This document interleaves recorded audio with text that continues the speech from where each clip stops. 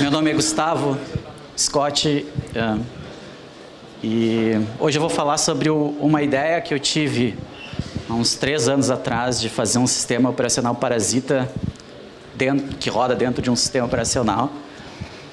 E vai ser interessante a conversa, assim, porque eu particularmente gosto muito desse assunto, que é você invade uma máquina e aí qual o intuito disso? Tipo, o que a gente pode obter de informação? Ou vamos pensar, tipo, jogando ao limite de tempo infinito um potencial intruso ou pessoas que tenham bastante interesses em algum tipo de informação, qual seria a ferramenta ideal para se extrair esse tipo de informação? Então, uma coisa meio inteligência, meio filme, assim, sabe? Aquelas coisas que todo mundo fala, que é CIA, ou, enfim, os aliens, que, sei lá, como hackeiam as coisas. E é interessante porque eu lembro quando eu, tipo, devia ter uns 15, 16 anos e a gente hackeava bastante a universidade para ter acesso à internet, porque não tinha internet no Brasil ainda. E eu lembro que eu tinha um amigo que ele era muito louco. Ele falou, tu tem que fazer aquelas coisas tipo transcendentais, sair do corpo, para você ir e olhar a senha do que o cara está digitando. É tipo, loucura. Claro que eu nunca fiz isso, porque não tenho menor cabimento, mas... Pior que não. Não, vou te dizer que eu tentei, mas não rolou. O cara, deita, aí tu fica imaginando que tu tá se vendo do teu corpo e tal. Eu fiquei quase 8 horas deitado e não vi porra nenhuma.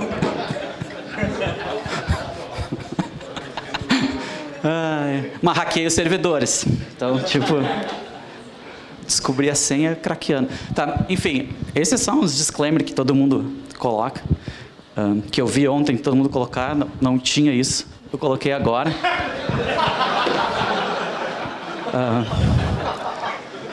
Então, tipo, eu trabalho na Microsoft até sexta-feira. Pedi demissão sexta-feira passada, que eu estava aqui no Brasil, mandei e-mail, tô indo embora. E eu vou trabalhar na Intel, junto com o Rodrigo e o resto da máfia brasileira que a gente está montando lá. Então eu acho que vai ser bem divertido. Então é muito bom estar falando para vocês de novo. A última vez que eu vim no H2 foi em 2009, que então eu trabalhava na Immunity, que é uma empresa americana-argentina de segurança ofensiva, onde eu falei sobre rootkits em x64, que era uma coisa que ninguém tinha conversado sobre isso ainda. E esse projeto ele tem muito a ver com isso. Por que ele tem muito a ver com isso? A gente já vai descobrir.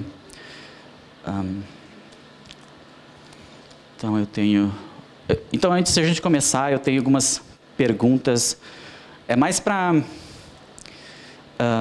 incitar qual a motivação que eu tive para fazer esse projeto e também para incentivar vocês a invadir as coisas, sabe? Porque eu acho que, infelizmente, eu sei como é, porque eu morei no Brasil, só faz 6 anos que eu estou morando nos Estados Unidos, mas antes disso, morei a minha vida inteira, nasci em Porto Alegre e vivi lá por muitos anos. E eu sei como é difícil, se a gente gosta de uma coisa que é visto como mal. Então, se vocês se lembrarem da palestra do Nelson hoje de manhã, que ele falou que a galera tinha que ser mais ativa, que não sei o quê, eu acho que tem muito dessa estigma que o pessoal fala, porque você invade, que você é bandido. Então, eu lembro, por exemplo, quando eu comecei e tal, que eu acabei sendo conhecido lá no Sul e pelas universidades por hackear os servidores deles. E eu vi mais de uma vez durante a minha carreira profissional, porque você vai contratar esse cara, ele era hacker e uma vez bandido, sempre bandido. ouvi isso nem uma vez, nem duas, mas várias vezes. Então, em 99, o que eu fiz? A gente fundou a empresa Axur, que ainda existe até hoje, vocês já devem ter ouvido falar. E fui sócio dela até 2008, 2007, desculpa, 2008. E eu estava mais como financeiro da empresa e administrando a empresa do que escovando o beach. E o que eu gosto é mesmo de estar na parte da engenharia. Isso me fez eu tomar a decisão de ir em carreira solo, tipo. E aí eu entrei para a Immunity, logo depois eu fui para a Microsoft e agora a Intel. Então, vamos lá. Minhas primeiras perguntas, ou, enfim, indagações é: você acha que você está seguro? Então, por exemplo, esse papo inicial, que não vai durar 10 minutos, ele vai soar muito como um discurso comercial, ou como vocês já devem ter visto ao longo dos anos, quando vem speakers de empresas de segurança que falam: você é seguro, você tem firewall, tem antivírus, tem sistema de detecção de intruso, aplica os patches corretos. Ou então, como tem muita empresa que fala: não, e os seus processos, você tem um processo de qualidade e melhoria contínua, ISO 7799, todas essas CISPs e blá, blá, blá. E aí eu pensando nisso, né, porque, na verdade, eu penso que as pessoas têm medo de ser hackeadas. Então, tipo, fiz esse quiz. Então, tipo, você tem medo de ser hackeado? Essa é a minha pergunta. Então, o cara pode ser sincero e dizer: sim, eu tenho. Outro pode dizer: olha, melhor eu nem saber, porque a gente aplica tudo aqui e, tipo, se for hackeado, é a vida. Alguém que está on call que vai ter que acordar de noite para ela resolver o problema, né? A C eu botei que é a resposta politicamente correta. Mas a tendência mundial de segurança, tipo, eu trabalhando agora na Microsoft, que o pessoal bate muito nesse ponto, nós vamos ser hackeados. A gente pode não saber que tem alguém infiltrado, mas está roubando a nossa informação. Pode ser que tem alguma coisa que está rodando dentro do meu servidor, esperando alguns eventos acontecerem, como, por exemplo, o seu Linux está pateado, eu vou deixar alguma coisa rodando ali que não chame tanta atenção, até sair algum zero day, alguma coisa de uma falha de kernel, aí ele vai lá e explora e tem acesso. Isso é uma coisa muito interessante. Então, tipo, que eu coloquei assim: isso pode não ser para você, mas as empresas vão ser hackeadas, as pessoas vão ser hackeadas. Então, tipo, seja lá qual for o valor que uma informação tenha, e seja lá quem queira essa informação, ela vai ter essa informação. Então, você pode achar que isso nunca vai acontecer com você, mas pode ser que você nunca saiba que isso tenha acontecido. Então, o que é isso? Isso é o mundo, né? Porque a segurança ofensiva, por exemplo, você vai contratar um pentest que vai ali hackear a sua empresa e tal, ou hacking em geral, vai o quê? Invade, se espalha, tenta entrar pela rede interna, vai se espalhando e faz um relatório, e era isso. Agora, não sei se vocês já ouviram falar no Stuxnet, que foi um problema que teve uns anos atrás, que quem estava por trás disso era o governo dos Estados Unidos, e porque eles queriam entrar dentro do sistema nuclear do Irã. E o ataque foi altamente sofisticado. Por exemplo, na parte da exploração da vulnerabilidade, era o font render do Windows, é quem renderiza as fontes do Windows. E a sofisticação daquele ataque foi uma coisa que surpreendeu, por exemplo, o time de análise de resposta a incidentes da Microsoft, que eles recebem todos os reportes, todas as vulnerabilidades, e eles ficaram muito espantados com a sofisticação daquele ataque. E tanto que eles, a gente conversando internamente lá, tipo, sei lá, os amigos hackers. Vocês lembram que o Nelson comentou da LSD? A LSD eram três pessoas e as três trabalhavam na segurança da Microsoft. E eles analisaram o Stuxnet. E eu conversando com eles, a gente chegou à conclusão de que, eu acho que isso aí já estava há muito tempo.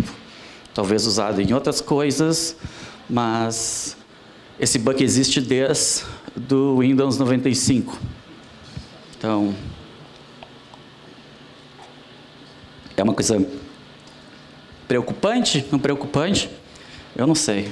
Então, tipo, isso aqui eu botei, mas não é para vocês prestarem atenção, porque eu não quero entrar no mérito da questão. Por que eu não quero entrar no mérito da questão? Porque basicamente eu não me importo com o que esteja acontecendo na segurança, na defesa.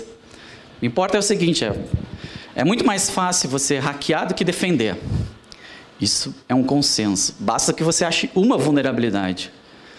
Você vai conseguir invadir. Agora, você proteger sem saber o que está, o custo é muito alto, porque você pode varrer todo o perímetro, ou o que se chama hoje o attack surface, de uma maneira superficial. Então, imagina o tamanho do código do Windows. Se você for tentar procurar problemas de segurança em todos os pontos que pode ser atacada, você vai precisar de muita gente para olhar tudo isso. Porque ter pessoas especializadas que entrem profundamente em cada um desses pontos ia levar algumas centenas de anos, eu acredito, para entrar. E esse foi o motivo pelo qual, depois de 6 meses, quando eu fui para a Microsoft trabalhar com segurança do Windows, eu saí. Porque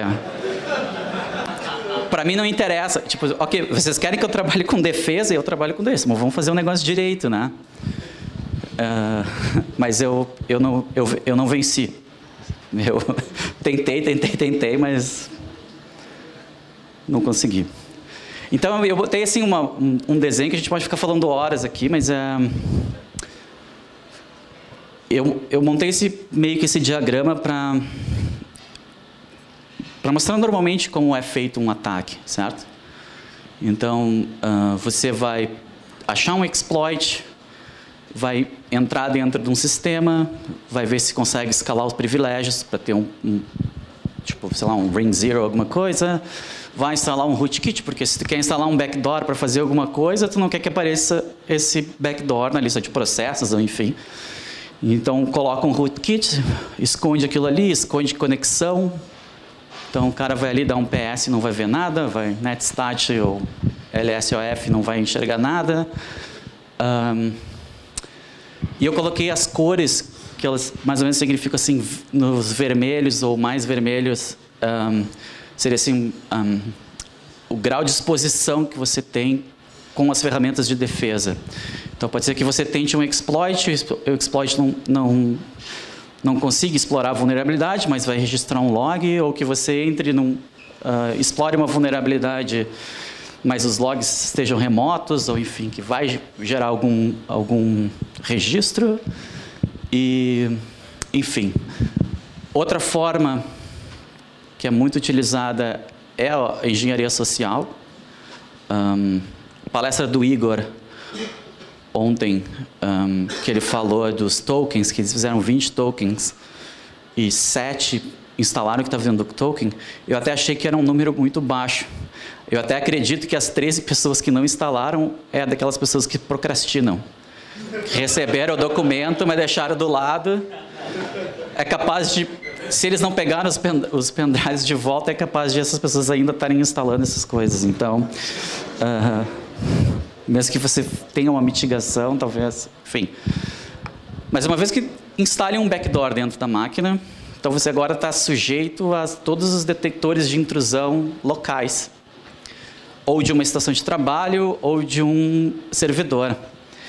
E o que, aliás, é um tema que poderia ter uma palestra única, né? Do tipo, qual o target que você vai atacar? Na minha época era servidores. A gente gostava de hackear servidores. Ao longo dos anos, e hoje eu penso muito, não, o furo da bala está nas estações de trabalho. Porque nós temos muitas pessoas que não têm cultura de segurança, que instala qualquer coisa. Você pode ligar, olha, eu sou um repórter da revista tal, estou te mandando uma pesquisa aí completa tal, e manda um documento do Word, que não é um documento do Word, só o ícone é do Word, mas é um executável. E a pessoa não tem noção de que um .exe vai executar, entendeu? Ele vai ver o ícone do Word ali, vai dar 2 cliques. Claro que eu estou simplificando. Na prática, hoje em dia, o sistema de e-mail vai bloquear o exe, enfim. Mas, de qualquer forma, uma vez você dentro, aí você tem o seu plano de ataque, né? Então, eu invadi uma estação de trabalho, ou várias estações de trabalho, e o que eu vou fazer? Qual é o propósito de fazer isso? Tá? Que essa é a parte que mais me interessa nessa história. Então, do tipo, para que eu vou ter um backdoor ou uma ferramenta rodando dentro de uma máquina ou de uma estação de trabalho de uma pessoa? Então, ou eu vou fazer um local probe, que eu digo, que é tipo, você faz uma varredura da máquina, sabendo o que tem aqui, o que não tem. Você pode fazer isso como um roteador ou um proxy, que então você, tendo acesso a essa máquina que está exposta à internet, você pode começar a pipocar internamente, saber o que existe, onde é que é DNS, onde é que é... Quem é pentester sabe bem como é. Se eu sou rootkit, eu posso colocar um sniffer ali dentro, enfim, tentar capturar mais coisas. Ou vou monitorar o usuário, que são os clássicos spywares, né? Vou monitorar onde é que o cara entra na internet, vou colocar vou injetar código dentro do browser, posso pegar número de cartão de crédito, senha e blá, blá, blá, blá, blá. Ou se eu sou um cara muito comedido e sabendo exatamente o que eu quero, eu vou deixar esse processo meio que em zombie. E o que significa isso? Ele não vai aparentar nunca que ele está executando, ou ele vai precisar de alguma trigger, alguma coisa que você pode fazer de fora, como, por exemplo, um DNS lookup, alguma coisa, mas que ele vai ficar ali quietinho. Por quê? Digamos que eu não tenha escalado o privilégio.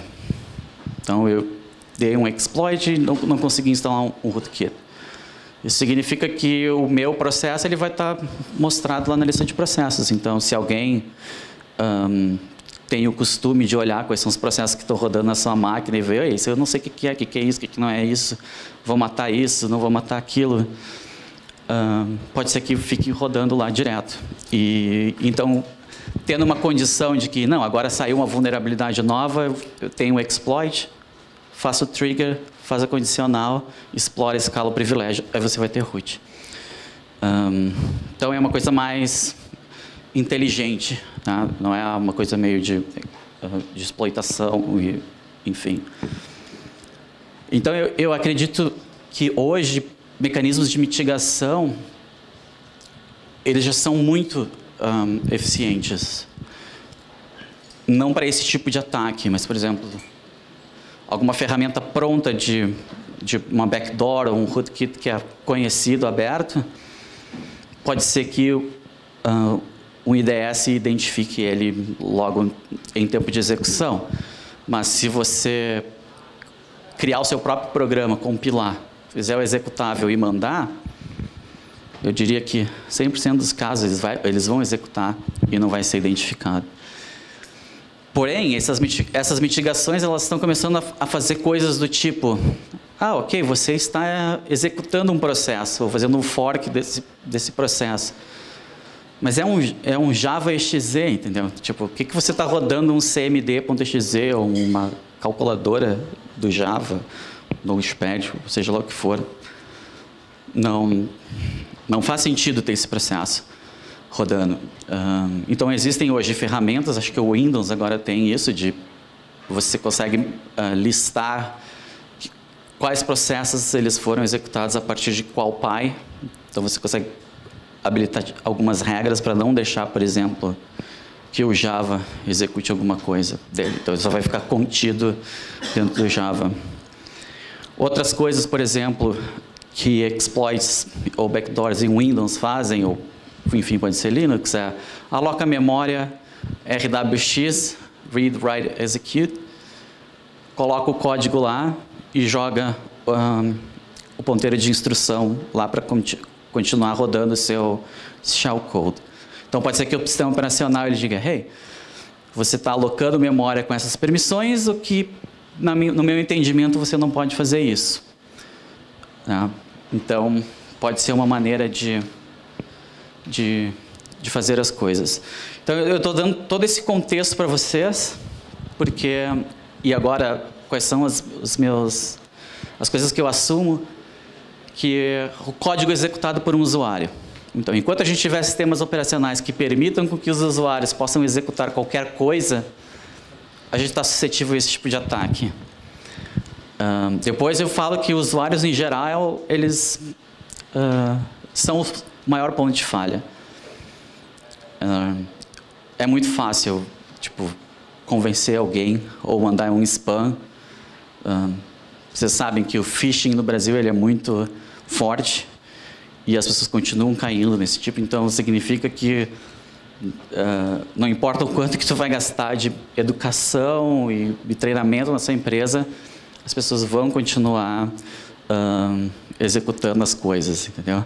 Basta que você identifique, por exemplo, entrando numa máquina e sabendo que eu me comunico com aquela outra pessoa, então eu tenho uma relação de confiança com ela, eu posso forjar um e-mail vindo daquela pessoa para outra, olha, atualiza a sua máquina com isso porque tem problema. Como eu confio naquela pessoa, mesmo eu passando por todos os treinamentos, ela vai executar aquela ferramenta. Outra coisa que eu assumo é que no limite do tempo ad infinitum, a mitigação, a heurística e o AI, ele vai identificar qualquer tipo de falha. Mas isso é uma coisa teórica, porque na prática não vai ser assim por um longo tempo. Né?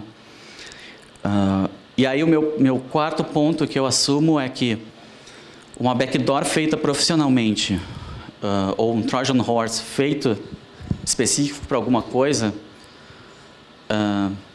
ele pode ser instalado, assumindo a opção número 1 é válida. Então, por exemplo, um iOS que requer que você assine as aplicações, mande para a Apple abençoa a aplicação e instala no celular, você não poderia fazer isso, porque você não poderia mandar uma aplicação pelo e-mail do iOS e fazer executar. Mas nada te impede de fazer uma aplicação. Então, por exemplo, quantos PDF readers tem na App Store? Uma dezena deles.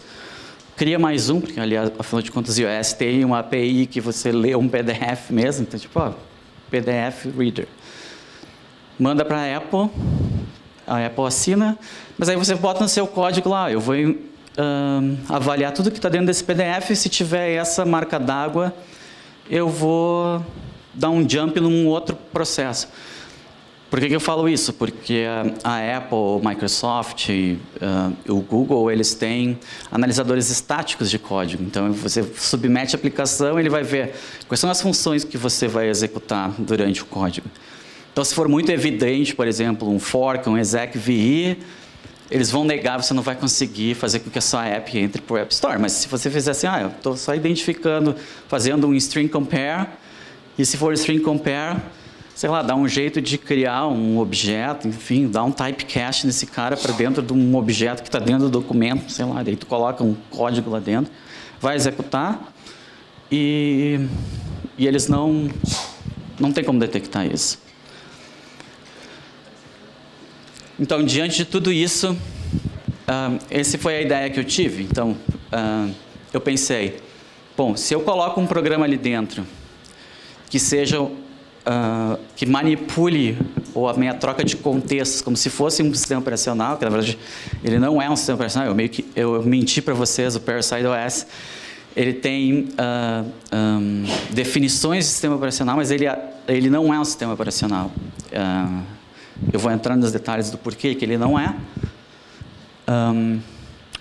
Mas então eu digo que ele é um pseudo sistema operacional, que ele roda em cima do teu sistema operacional.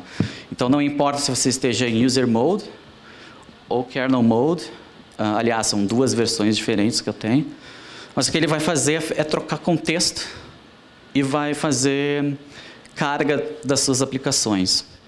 Então, não sei se algum de vocês tem experiência em compilar código para sistema embarcado, mas você não tem dependências de bibliotecas externas. Quando você compila um código para um microprocessador ou que tenha pouca memória, você sempre vai fazer aquela imagem ou um firmware que tem um tamanho X e ele não tem dependência de nenhuma biblioteca externa. Mas aí a pergunta é, por que não dá para fazer isso em x86? Por que eu não posso compilar um binário estático sem ter todas as libc, libso,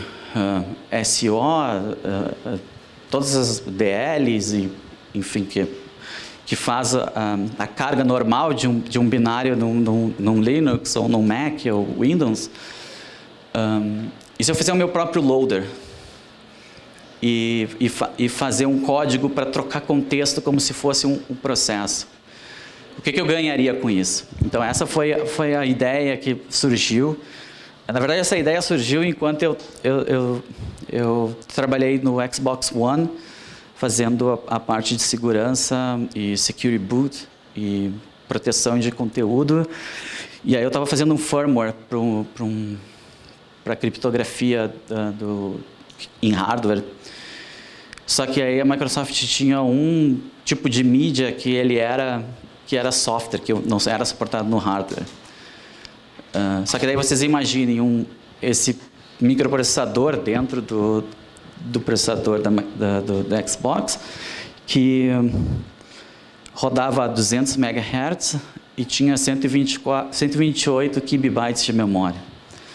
Aí eu pensei, vai ser legal, vou me divertir, vou escrever um kernel, porque eu tenho que escalonar a thread, porque eu quero dar prioridade para criptografia de dados pelo hardware, mas se eu tiver que fazer uma criptografia via software dentro do microprocessador, eu quero sempre dar preferência para criptografia de hardware.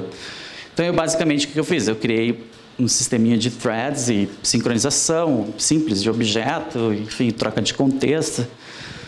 Eu me diverti horrores fazendo isso. Aí eu tive essa ideia, por que não dá para fazer isso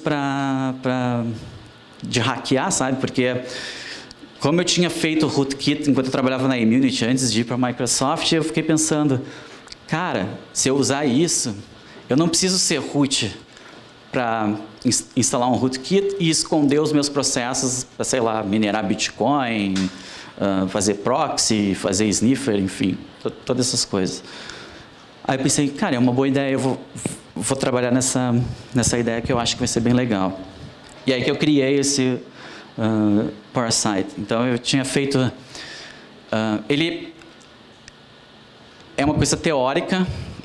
O que eu desenvolvi foi só o scheduler de processos, a carga de binários dentro do ou em kernel ou em user mode. Tem muita coisa para trabalhar em cima disso, mas a minha prova de conceito ela meio que funciona. Então eu acho que dá para trabalhar bastante. E a minha ideia é passar essa ideia para vocês, entendeu? Tipo, vocês pensarem que, ok, vocês querem hackear e ficarem tentar fazer o mais stealth possível, é uma coisa interessante. E aí o que eu coloco, tipo, o porquê de ter um pseudo sistema operacional? Meu primeiro ponto é que você ter persistência no sistema é difícil. os rootkits eles não são reliable. Tipo, sei lá, a Microsoft atualiza o sistema, ou o Linux atualiza o kernel, daí pode ser que o módulo que carrega com o rootkit não seja compatível com a nova versão que foi atualizada do kernel. Daí o cara tem que ter um outro tipo de backdoor para conseguir entrar na máquina, recompilar o módulo para aquela máquina e instalar o rootkit de novo. Então é meio que um saco. Outra coisa é que detectores de algumas, por exemplo, no Windows existe essa coisa chamada patch guard, que eles monitoram algumas partes críticas do kernel do Windows para saber se ele não foi modificado, como por exemplo a service table. Toda vez que você faz um system call, ele vai lá no offset, pega aquele ponteiro e vai chamar aquela função. Então, se você for lá e alterar naquilo e colocar para a sua função, o patch guard vai detectar e vai dar uma tela azul para você dizendo você mexeu numa estrutura de dados dentro do kernel que não era possível. Então, o modelo tradicional de fazer rootkit teve que ser adaptado. Eu acho que a minha apresentação que eu fiz em 2009 não tem o vídeo mais, né? Tem. Eu tentei acessar, não consegui, mas eu expliquei isso bastante na outra apresentação. Vocês podem me perguntar se quiserem saber mais também. O meu terceiro ponto do porquê que eu criei isso foi... Enfim, as pessoas são facilmente enganadas para executarem código. Então, se você quiser invadir, como diz o Igor, invadir a porra toda, eu acho legal isso. Meu outro ponto é que o JIT, que é Just in Time, que é a maneira como você faz execução de código dinâmica. Então, por exemplo, Java, .NET, acho que até o JavaScript faz isso hoje em dia. Ele analisa o código fonte, ele gera um código intermediário e para cada bytecode ele joga todas as instruções em assembler para executar aquele bytecode. O que isso ganha? Ele não precisa processar e compilar em tempo real o programa. Então, ele vai ser executado de forma quase que idêntica a um programa compilado. O problema disso é que você precisa ter páginas com permissão de escrita, leitura e execução, o que permite que você possa escrever código e executar código. Entendeu? O que tem sido feito para mitigar exploração é não ter áreas de memória que você possa escrever e executar. Então, para exemplificar isso, Buffer Overflow em 1994, 95, você só sobrescrevia a stack, jogava o seu endereço de retorno para dentro da própria stack atrás, e aí quando saía da função, ele simplesmente continuava a execução dentro da stack. Por quê? Porque a stack tinha permissão de leitura, escrita e execução.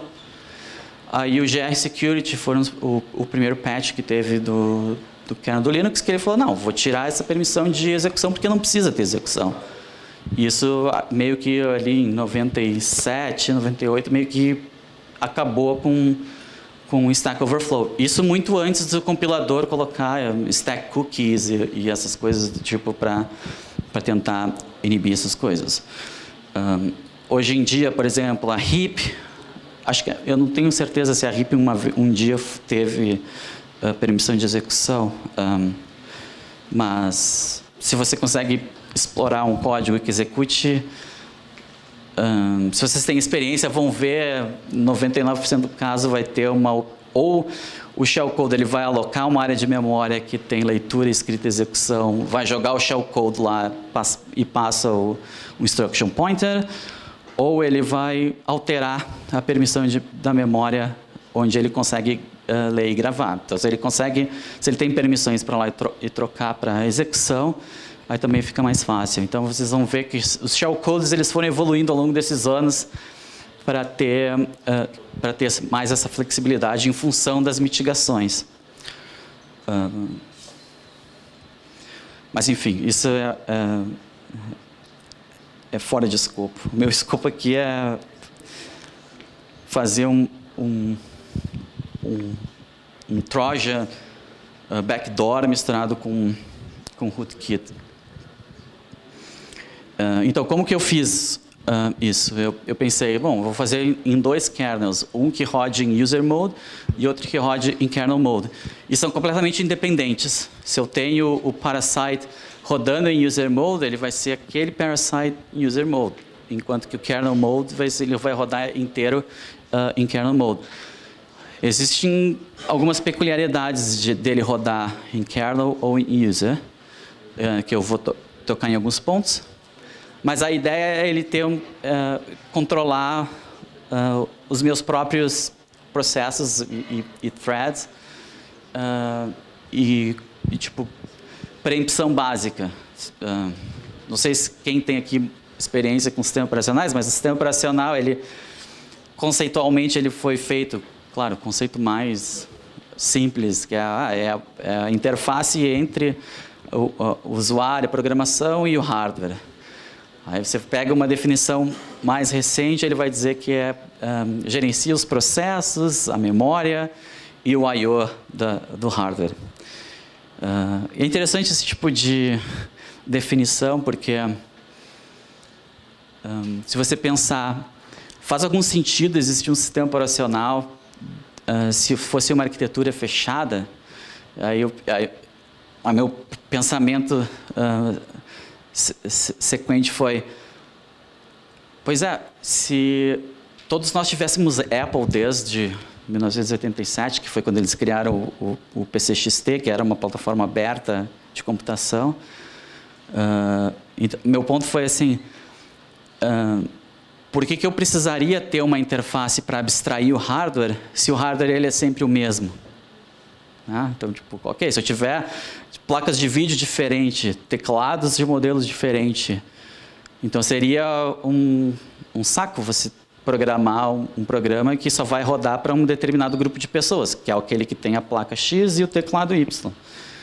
Então, é meio que natural essa evolução de sistema operacional, porque se eu tenho um hardware misto, eu preciso abstrair isso para conversar. É mais ou menos como um paradigma de sistema de programação a objetos, né? Porque você faz uma classe base e estende ela para um uso específico. Como eu vejo isso, né? Apesar de a minha maior decepção foi... Eu sempre quis ter o livro do Tannenbaum de sistemas operacionais.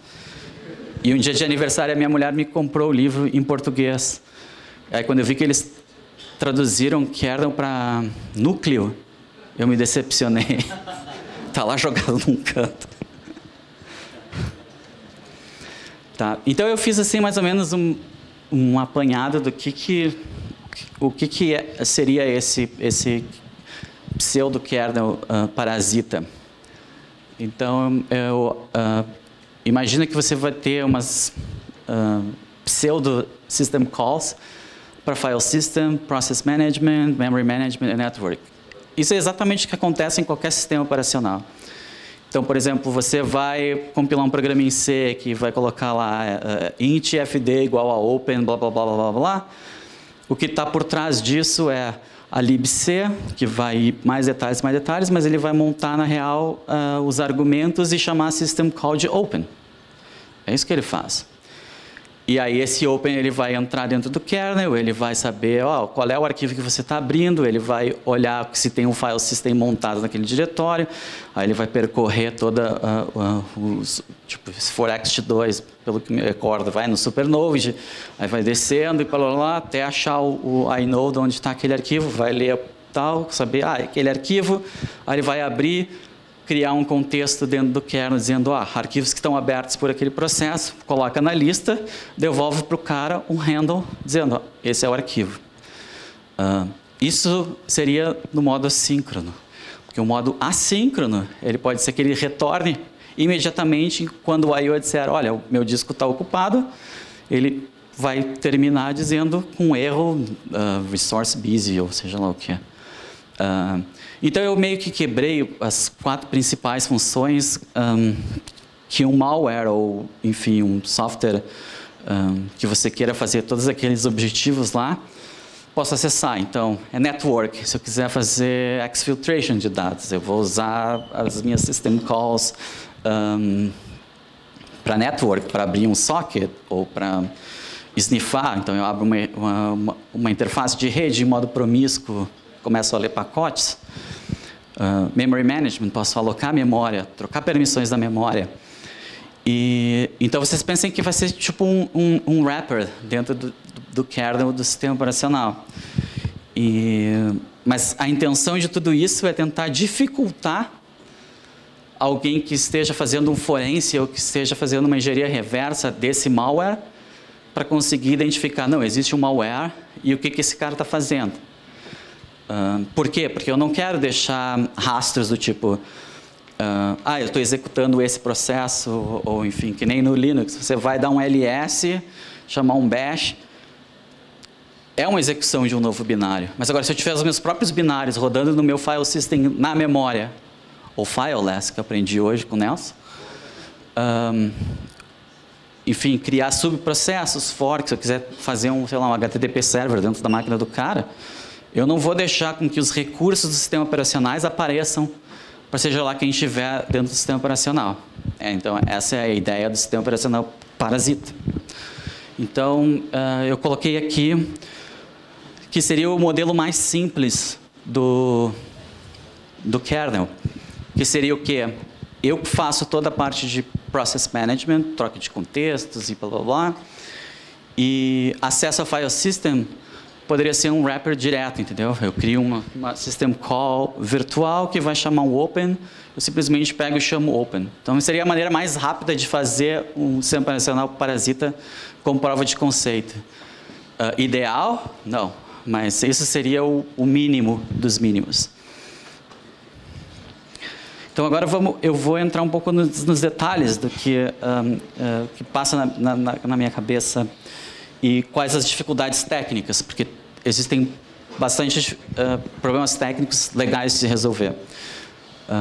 Então, System Call. System Call, digamos, você tem um processo, está rodando em user mode, aí você quer fazer uma chamada de kernel, então existem a System Call. System Call é uma instrução especial do processador, que ele vai elevar, saindo de ring 3 para ring 0, e troca a paginação de memória. Então, tem um registro CR alguma coisa, que vai ter o ponteiro dessa memória e ele vai trocar. E aí o handler vai pegar lá, você botou em EAX 0, que é, sei lá, System Call Open. Então, aí o código do kernel vai saber, você está tentando chamar o System Call 0, que é um open, e ele vai daí, tipo um switch gigante. Tá? E aí, ultimamente, ou tipicamente, uma operação de I/O. Então, se a gente tivesse a ideia do sistema operacional parasita é fazer uma coisa mais ou menos isso. Você tem o seu processo, você vai fazer uma pseudo-system call, porque não existem instruções no processador que eu possa fazer um sistema operacional dentro de um sistema operacional. Mas, se eu estou criando uma versão miniatura de uma libc, como tipicamente é feito num sistema embarcado, eu poderia dizer, olha, em vez de um system call, eu posso dar um call para um endereço de memória específico. Ou eu posso ter uma tabela de indireção, ou enfim, eu posso simular esse system call. E isso é como eu defini o sistema operacional parasita como um pseudo-sistema operacional. Porque, em questão de memória, eu não consigo isolar um processo do outro. Porque eu estou dentro do mesmo processo. Mas essa é a ideia. Eu quero ficar escondido. Não me importa se não é um sistema operacional robusto, não me importa se ele, às vezes, falhe, mas o que me importa é que eu não seja detectado.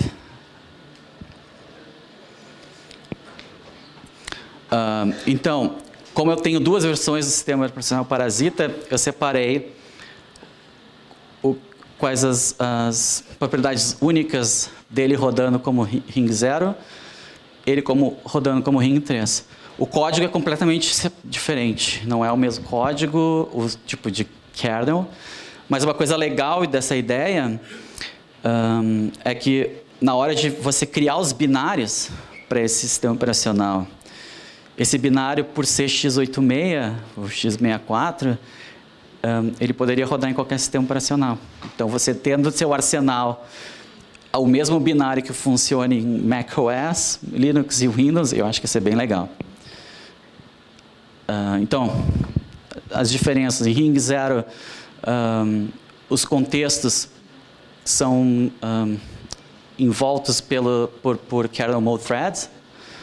O sistema de gerenciamento de memória iria usar as alocações de kernel do sistema operacional. Eu ainda estou em dúvida se a cada alocação eu aloco esse montante de memória ou se eu simplesmente aloco blocos gigantes e crio meu próprio, minha própria gerência de heap.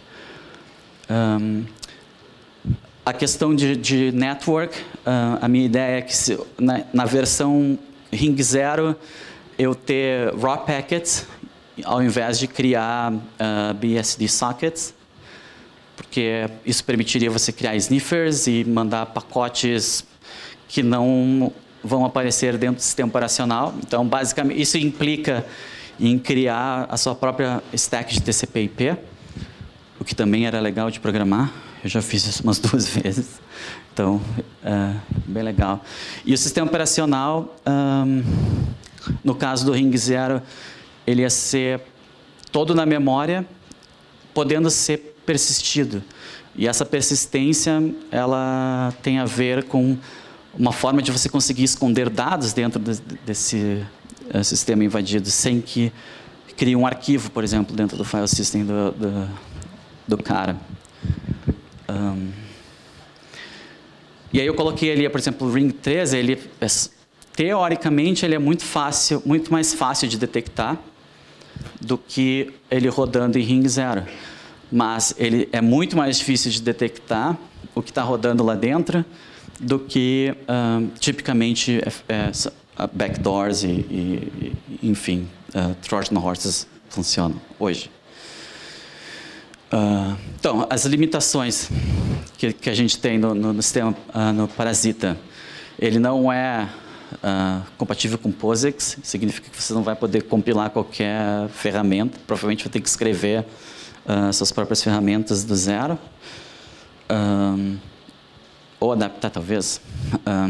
Não existe isolamento de processo, então quando você carregar 2, 3 processos no sistema operacional Parasita, um vai conseguir ler a memória do outro, então vai ser meio...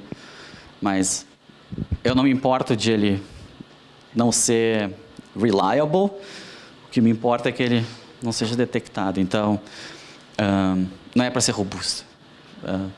Não precisa ser um mega sistema operacional. E outra coisa que é meio esquisita é que se você rodar a versão dele em Ring 3, quando você usar a system calls de rede, vai ser só para criar sockets. Então você vai só criar socket, bind ou connect, que você já está acostumado. Outra é que o schedulador de processos ele é muito rudimentar. E a explicação para isso é que ele não tem interrupção, porque se eu entrar na interrupção ou criar uma interrupção de tempo para travar aquele processador, eu vou basicamente virar um sistema operacional, e esse não é um intuito. Então, a coisa mais difícil que tem é fazer preempção nesse sistema Parasita. Mas eu ainda estou trabalhando nisso para tentar melhorar. E, obviamente, se eu tenho 2, 3 processos que eu estou trocando contexto, um deles crasha, eu tenho que ter um handler de exceção acima de tudo para saber, ó, deu pau nesse processo, daí eu vou limpar esse processo, vou trocar o contexto para o processo do lado e continuar a execução. Enfim, a parte de sincronização. Alguém sabe como é que funciona, o que é um contexto e como é que se troca contexto? Quando eu falo troca contexto, não troca contexto, mas isso na verdade é super simples. Então, imagine que você tem todos os seus registradores e você pudesse trocar todos esses registradores e o EIP para uma outra área e continuar a execução. Isso é basicamente o que o sistema operacional faz. Então, quando você faz uma system call que bloqueia, como por exemplo um read ou um write, o que internamente no kernel ocorre? Ele vai dizer, olha, eu tenho uma operação de I/O que está pendente, então eu não vou deixar esse processador num loop esperando, tenho dados. Ele simplesmente vai trocar o contexto para um outro processo, isso vai continuar, enquanto isso ele faz o request no disco. O disco, quando estiver pronto, vai gerar uma interrupção, que daí o sistema operacional vai interpretar essa interrupção, vai saber, isso aqui tem a ver com aquele request daquele outro processo. Então, ele vai ler da memória, preparar para trocar o contexto para aquele cara, e aí o primeiro processador que estiver livre, ele vai acordar aquele processo e vai continuar a execução dele. Do ponto de vista do processo, nada aconteceu, ele simplesmente deu um read e está esperando. Isso tudo ocorre dentro do sistema operacional. E como esse sistema parasita não tem interrupções, eu só posso trocar contexto quando eu sei que vai ter algum bloqueio. Então, por exemplo, se ele vai dar um open ou um read, eu sei que normalmente essa operação vai trancar. Então, eu posso trocar esse contexto. Eu posso trocar o contexto em qualquer system call se eu pensar assim, o cara só pode ter 100 milissegundos para executar essa tarefa. Então, se ele está executando por mais de 100 milissegundos, eu posso trocar automaticamente o contexto, mesmo sabendo que aquela system call não bloquearia o I/O. Mas agora, o mais difícil que tem é, se você está executando esse código, por exemplo, um for in loop, um while true, blá, blá, blá. O processador ele nunca vai parar, porque ele nunca vai chamar uma system call, nunca vai ter um I/O, e o kernel nunca vai bloquear, e nunca vai acontecer nada. Para isso que existe um timer dentro do computador, porque daí o que ele vai fazer? Isso varia, Windows, Linux. Linux costumava ser 100 Hz, mas acho que mudou isso há alguns anos. Mas enfim, isso significa que a cada 10 milissegundos, o interruptor de relógio ele trava o processador, aí ele pode avaliar, do tipo, quanto de tempo de processador tem aquele processo, e saber se tem outros processos esperando, ele simplesmente vai trocar o contexto. O nome disso é preempção, se vocês ainda lembram da cadeira de sistemas operacionais. E o problema, para mim, aqui no sistema parasita é justamente esse. Como eu paro um processador de executar código para que eu possa trocar o contexto dele? Então, vocês imaginem que tem um loop que está rodando um código, ele nunca vai parar se não for com preempção.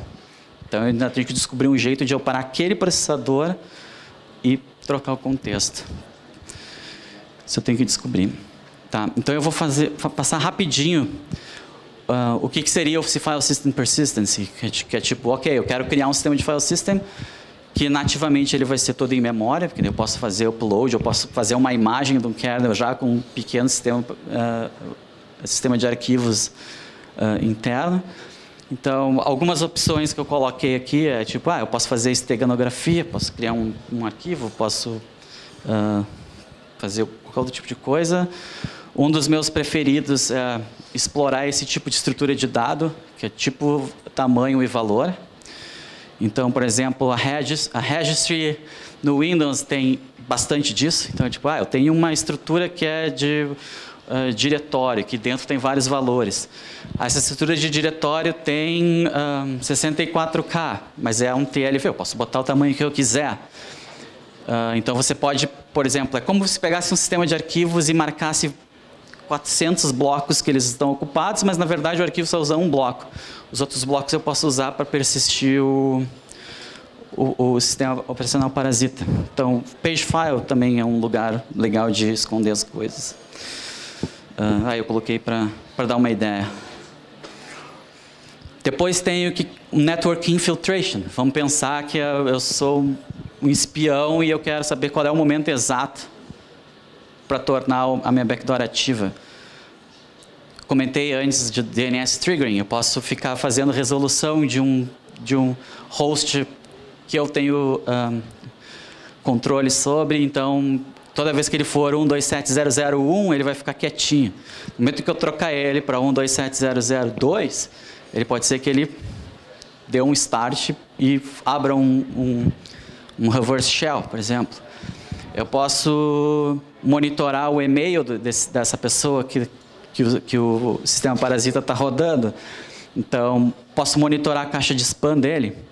Se entrar um e-mail com algumas letras malucas, ele pode fazer o trigger também, porque e-mail não é deletado, o e-mail vai para a caixa de spam, mas o usuário tem acesso a ele. Então, não importa muito. Depois, Network Exfiltration, que é como ele sairia para fora. Eu coloquei 2 opções, mas pode ser que existam mais. DNS Tunnel, que foi a minha favorita nos anos 90 e 2000. Ninguém nunca fez isso, mas eu já fazia. E JavaScript Injection, porque eu adoro JSON hoje em dia, porque a evolução de JavaScript me surpreende muito. Até uns anos atrás eu dizia, eu nunca vou usar isso. Mas JavaScript é muito legal para fazer uma conexão, e aí eu posso transferir dados. E como eu tenho acesso à máquina da pessoa, eu simplesmente injeto código dentro do browser, que pode injetar um JavaScript dentro da página que o cara está lendo. E aí eu consigo abrir um túnel e sair. Por que eu falo isso? Porque você não quer deixar evidente que você está abrindo um socket para fora e que está enviando dados. Você quer que pareça, quanto mais pareça que seja o cara que esteja fazendo isso, melhor. Então, por isso que eu coloquei isso dessa forma. Aí eu tenho um exemplo de como que funcionaria na criação de um processo, que daí ele vai, aloca a memória, vai no file system virtual, ou enfim, do sistema parasita, abre aquele binário, daí ele vai pegar as sections que tem dentro desse binário, como os text, data, BSS, vai alocar a memória usando o memory management, vai trocar as permissões de cada seção, vai criar uma estrutura do processo no sistema parasita, adiciona na lista de processo, retorna o handle para quem criou essa execução e aí troca o contexto para o processo. Trivial. Deixa eu só confirmar se eu estou entendendo certo. A ideia é você ter um processo principal.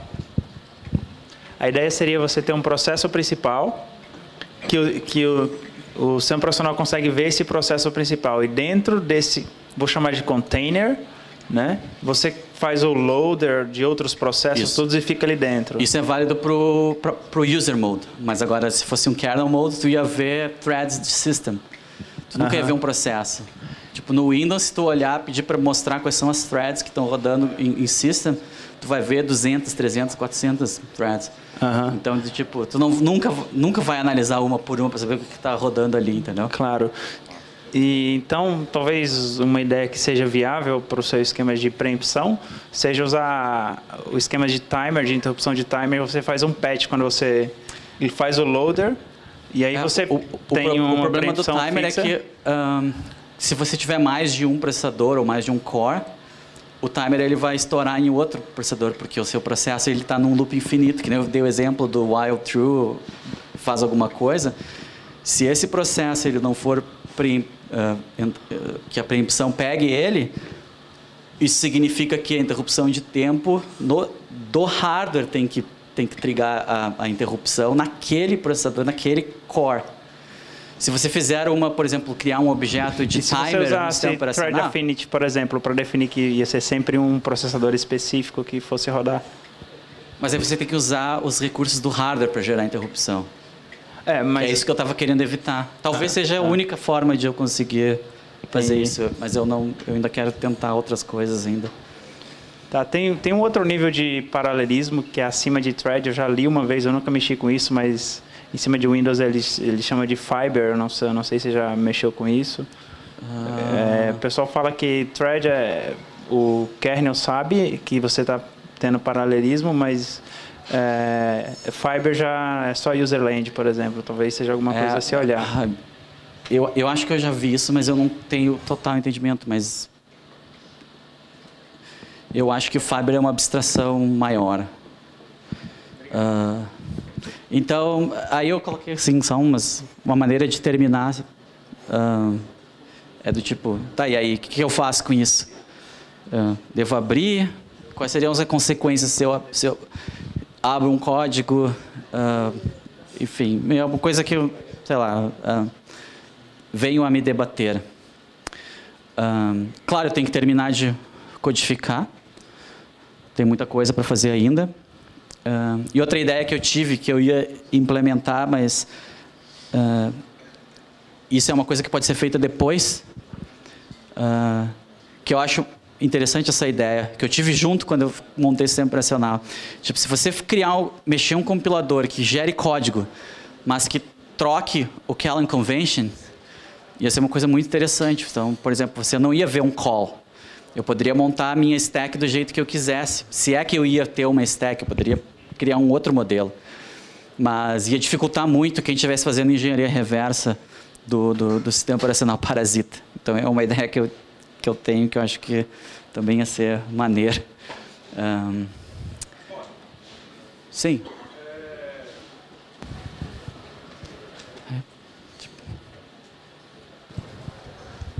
Opa!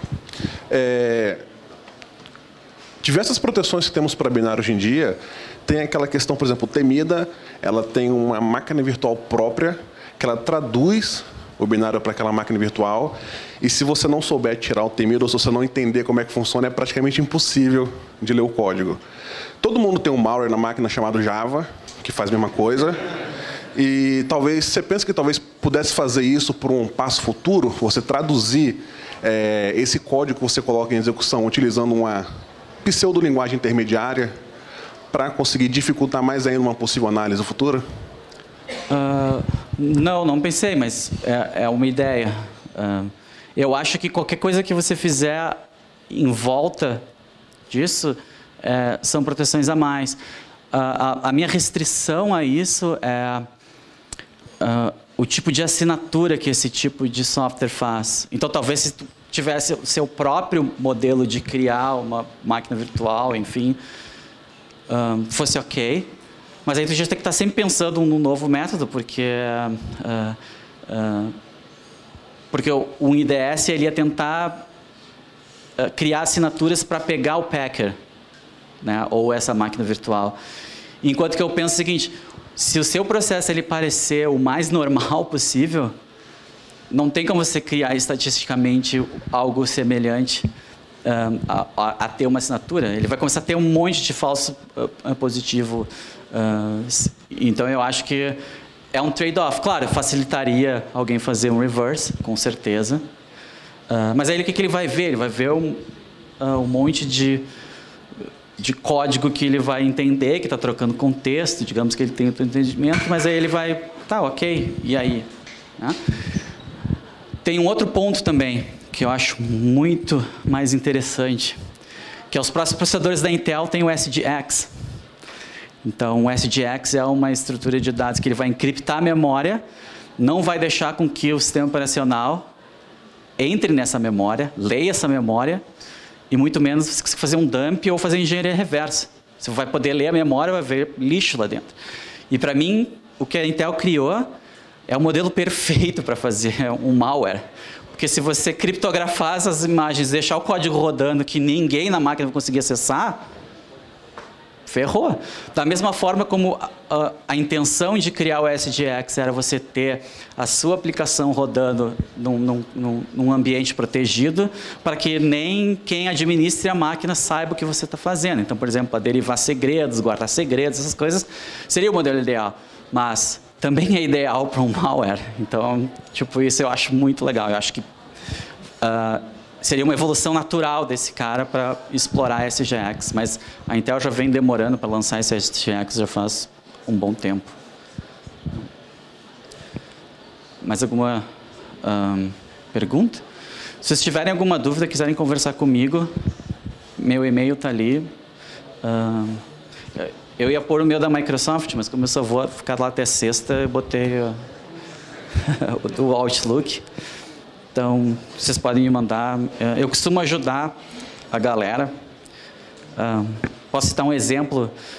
de um colega de trabalho do Igor lá na Austrália, que ele me mandou um e-mail, porque eu já trabalhei na Immunity, daí ele tinha um exploit lá que ele, do Linux, ele falou, não estou conseguindo exploitar isso e tal, você pode falar com alguém da Immunity? Daí eu falei, esse é o trabalho dos caras, né? Tipo, eu não vou perguntar para eles, porque tem todo um custo, os caras investirem em pesquisa e tal, mas eu posso te ajudar a tentar explorar esse bug.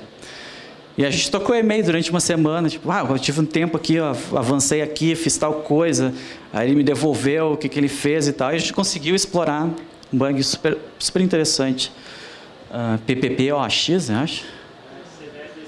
CVE 2014, uma coisa assim. Mas é legal, fazia tempo que eu não mexia com kernel em Linux, então, tipo, fazer spray de memória em kernel foi bem louco. Tá? Então, se vocês precisarem de qualquer coisa, eu posso ajudar. Só não pode me pedir coisas que eu não consigo fazer, mas eu vou dizer que eu não vou fazer, enfim. Eu não trabalho mais com isso, infelizmente, então tu pode me pedir 0D. Eu posso te pedir 0D. Então tá, muito obrigado.